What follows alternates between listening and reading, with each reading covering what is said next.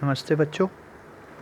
आज 19 अगस्त को गणित की वर्कशीट संख्या 20 यानी वर्कशीट नंबर 20 के बारे में हम बात करेंगे, जिसमें हम एपी यानी कि अरिथमेटिक प्रोग्रेशन समांतर श्रेणी के ऊपर जो वर्ड प्रॉब्लम्स होती हैं उनके बारे में बात करेंगे।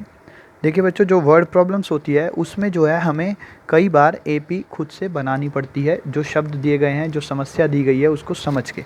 तो आइए जानते हैं सबसे पहले रिया की समस्या को। रिया कह रही है कि क्या आप बता सकते हैं कि 3 से भाग होने वाली कितनी 2 अंकों की संख्याएं होती हैं, यानी कि how many 2 digit numbers are divisible by 3। तो चलिए सबसे पहले हम देखते हैं 2 अंकों की सबसे छोटी संख्या कौन सी होती है। वो होती है 10 और सबसे बड़ी होती है 99 यानी कि 99। अब हमें ये जानना है कि 10 से लेकर 99 तक में 3 से कौन कौन सी संख्या भाग होती है, जो कि 2 अंकों की होगी।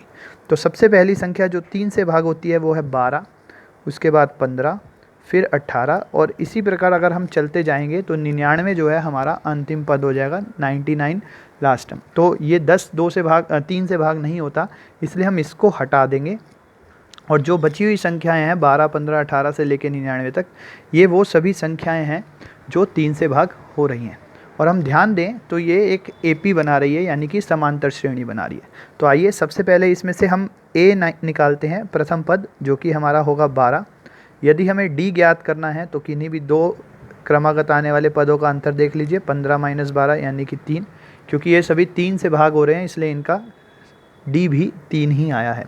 और यहाँ पे 99 जो है, 99 जो है, ये हमारा अंतिम पद है।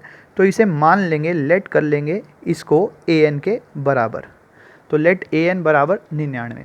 अब हमें an का फॉर्मूला पता है, हम वो लगाएंगे, यानी nth टर्म का a जमा n घटा 1 इंटू डी बराबर में 99। बच्चों हम ऐसा इसलिए कर रहे हैं क्योंकि हमारे पास n का मान नहीं है, हमें यही पता लगाना है कि यहाँ पे कितने अंक हैं। तो इसलिए n हम निकालने के लिए ये फॉर्मूला लगा रहे हैं। यहाँ पे a हमारे पास 12 है, उसका मान रख देंगे, n नहीं है, और d हमारे पास 3 है, और सामने इसको 99 के बराबर रखा हुआ है हमने। सबसे पहले ये 12 जो है सामने जाके हल करेंगे, तो ये सामने जो है 99 - 12 हो जाएगा, और हमारे पास सामने जो है 87 बचेगा, 87। अब ये 3 इधर गुना में है, इसको सामने ले जाके भाग कर देंगे।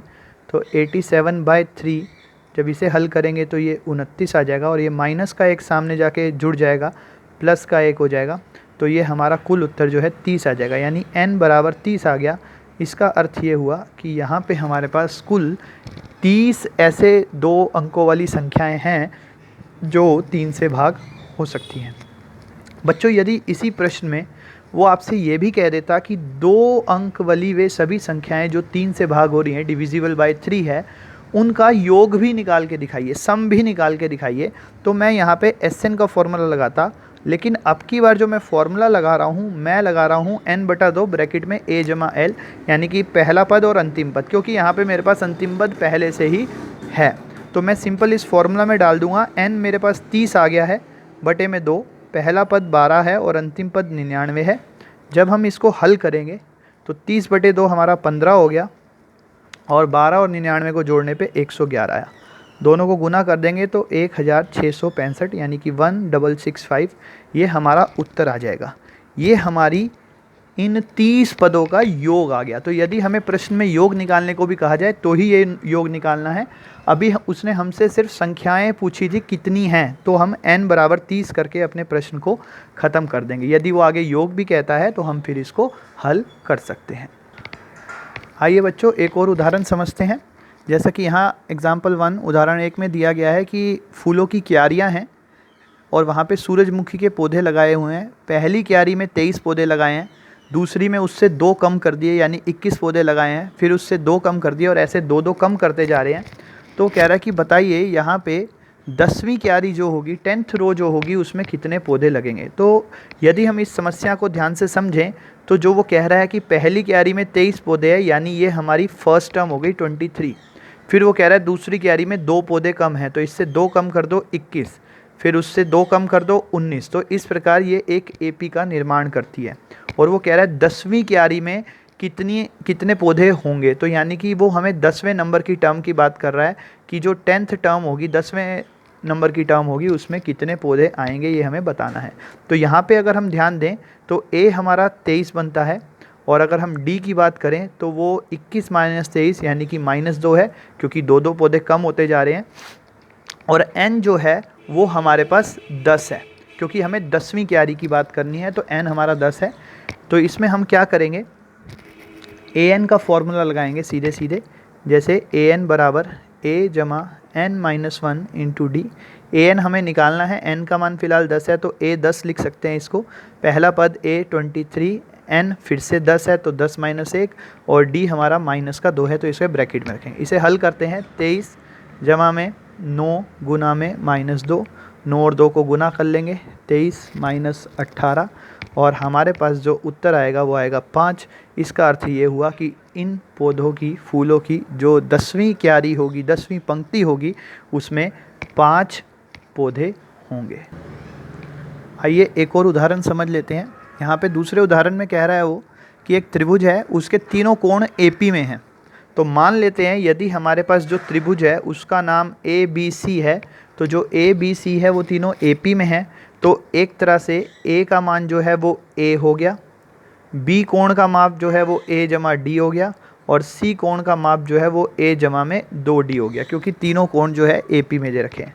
साथ ही साथ वो कह रहा है जो सबसे बड़ा कोण है वो सबसे छोटे कोण का दुगना है, यानी कि जो सी वाला एंगल है, क्योंकि ये सबसे बड़ा है तो ये डबल है ए का, यानी कि 2a। तो ये हमारे पास एक बात आ गई, एक समीकरण बन गया। इसको हम इस्तेमाल करेंगे लेकिन बाद में।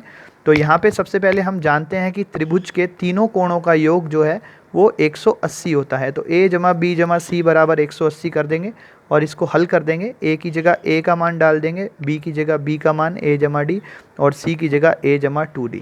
क्योंकि ये तीनों AP में हैं इसलिए हमने इनकी टर्म्स को इस प्रकार लेट करा है। यदि हम इसे हल करते हैं तो हमारे पास बनता है 3a प्लस 3d बराबर 180 के। इन सभी में से 3 कॉमन लेके हम इसको थोड़ा सा सिंप्लीफाई कर रहे हैं, तो हमारे पास जो समीकरण बचेगा वो बचेगा a जमा डी बराबर है 60 डिग्री के। ये हमारा एक समीकरण आ जाएगा। उसके बाद दूसरा समीकरण हम c बराबर 2a से निकालेंगे, क्योंकि जो c कोण है वो a जमा 2d है और a कोण जो है वो a है और वो दुगना है। ये हमने फॉर्मूला ये वाला यूज़ करा है, c बराबर 2a। जो तीसरा कोण था वो पहले कोण का दुगना था। जब हम इसको हल करते हैं तो यहाँ से हमारे पास मान आता है a बराबर 2d, a की वैल्यू 2d आ जाती है। ये हमारा दूसरा समीकरण है। ये a की वैल्यू 2d इस पहले समीकरण में a की जगह पे हम रख देंगे, तो हमारे पास बन जाएगा 2d जमा d बराबर 60। यहाँ से आएगा 3d बराबर 60। ये 3 सामने जाके भाग हो जाएगा तो d की वैल्यू आ जाएगी 20।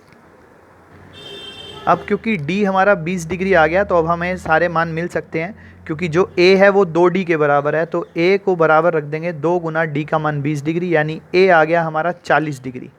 तो पहला पद आ गया हमारा 40 डिग्री, यानी एंगल A जो था वो 40 डिग्री हो गया।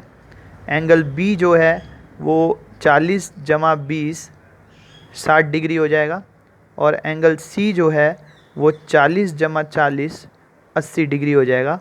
और इस प्रकार हमारे त्रिभुज के तीनों कोणों का मान आ जाएगा 40 डिग्री, 60 डिग्री और 80 डिग्री। इस वीडियो में इतना ही। धन्यवाद।